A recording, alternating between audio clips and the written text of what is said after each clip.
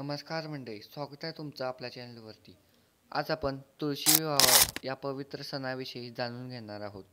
हिंदू धर्मात तुळशी विवाहाचं महत्त्व खूप मोठं आहे. प्रत्येक घरात तुळशीला पवित्र मानलं जातं. पण तुळशी विवाह का साजरा करतात?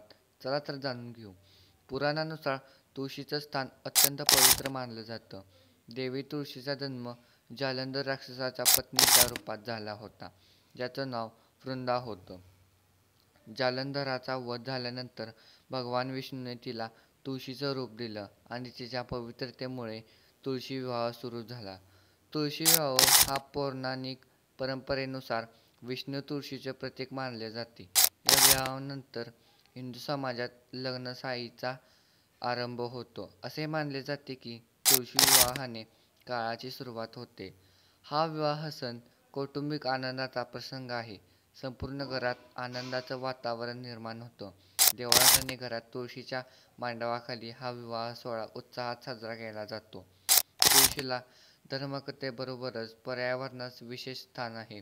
तुळशीचे अनेक औषधी गुणधर्म आहेत, त्यामुळे तिचं रोपण आणि त्याचं पूजन केलं जातं. तर मंडळी, ही होती तुळशी विवाहाची कथा. तर तुम्हाला ही कथा कशी वाटली कमेंटमध्ये नक्की सांगा व आपल्या चॅनलला सबस्क्राईब करायला विसरू नका. धन्यवाद.